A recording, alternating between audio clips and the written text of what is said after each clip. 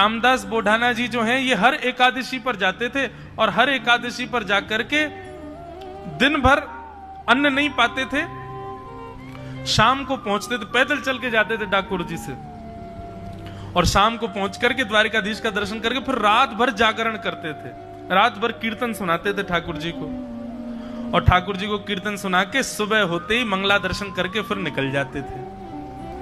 धीरे धीरे रामदास जी अब थोड़े वृद्ध हो गए, अब पैदल चल के आने में उनको दिक्कत होती थी बेचारे, जैसे तैसे फिर भी अपना नियम नहीं तोड़ते थे, हर एकादशी पर जाते थे द्वारिकापुरी।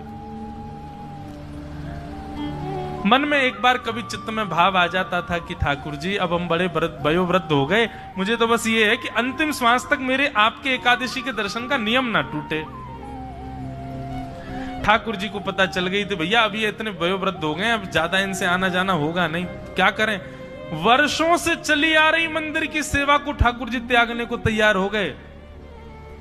रामदास बोढ़ाना आए और रात्रि जैसे ही जागरण करने लगे तो नेत्र बंद करके जागरण कर रहे थे, उनके चित्त में अपने आप ठाकुर जी मानो ऐसे दिखने लगे कि मंदिर का गर्भगृह खुल गया है और ठाकुर जी सचल रूप में बैठे हैं और कह रहे हैं ए रामदास चल मुझको अपनी गोद में लेकर के चल दे, अब मैं तेरे संग ही रहूंगा, तू जहां रहता वहीं रहूंगा, तुझे रोज रोज आने, तुझे हर एकादशी आने की जरूरत नहीं है। रामदास जी को एक क्षण के लिए चिंतन चित्त में आया, तुरंत नेत्र खोल के देखे तो सामने तो कुछ नहीं पर गर्भगृह का द्वार खुला हुआ था। रामदास बोढ़ाना रात भर कीर्तन कर, ठाकुर जी उसको संकेत कर रहे हैं कि मैं तेरी गोद में बैठ के तेरे संग चल लूंगा। नेत्र खोल के देखा तो गर्भगृह खुला था। रामदास जी ने धीरे से उठ करके मन में विचार किया, अरे रामदास जीवन भर नियमों का पालन किया, अब तो प्राण त्यागने का समय, कुछ दिन बाद तेरे प्राण चले ही जाने, ठाकुर जी ने संकेत कर दिया है, अब तू जाके ले ही ले ठाकुर जी को।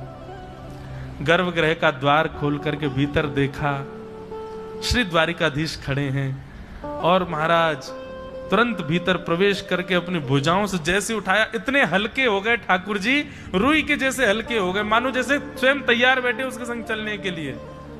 और तुरंत महाराज रामदास जी की गोद में खड़े होकर के ठाकुर जी, बार बार कानों में एक स्वर जाता है, रामदास कौन बोलता है पता नहीं, जल्दी चलो जल्दी चलो जल्दी चलो, क्योंकि ब्रह्म मुहूर्त होने वाला है, मंगला के दर्शन खुलने वाले हैं, मंदिर में पुजारी आ जाएंगे, बवाल मच जाएगा, उससे पहले भगा ले चलो हमको यहां से। और रामदास बोढ़ाना जी अपनी बैलगाड़ी में लेकर के श्री द्वारिकाधीश को ठाकुर जी पधार के। बीच में लीला भी हुई, पुजारियों ने पकड़ लिया था इनको, अब जैसे ही पुजारियों को आता देखा, ये ठाकुर जी को लेके एक बावड़ी में कूद गए, एक सरोवर था उसमें कूद गए, अंदर जाके वहां पे गुफा सी थी उसमें ठाकुर जी को बैठा दिया। पुजारियों ने आके बैलगाड़ी देखी तो बैलगाड़ी में ठाकुर जी तो नहीं मिले, उनकी एक पटका मिल गया।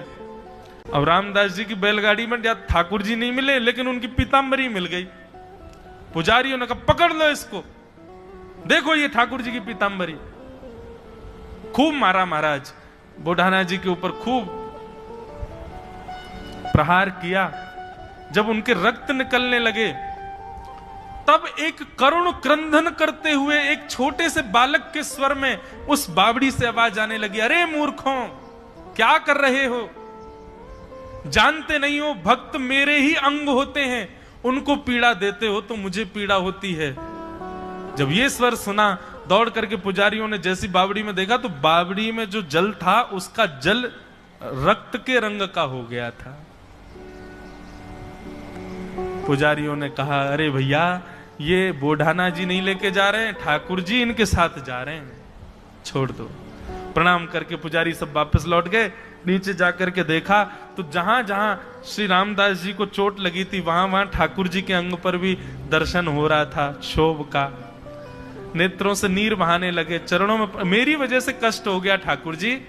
प्रणाम करके जैसे ही देखा तो ठाकुर जी का भी घाव ठीक हो गया, बोढ़ाना जी के घाव भी ठीक हो गए और अपने अंग से भर करके बोढ़ाना जी उनको लेकर के ठाकुर जी पधारे।